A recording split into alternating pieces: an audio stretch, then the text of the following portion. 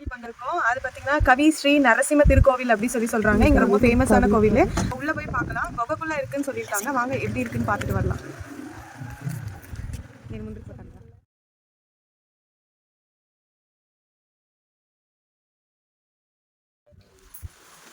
இந்த வழியில தான் நம்ம உள்ள போகணும்னு சொல்றாங்க. வாங்க உள்ள போய் பார்க்கலாம்.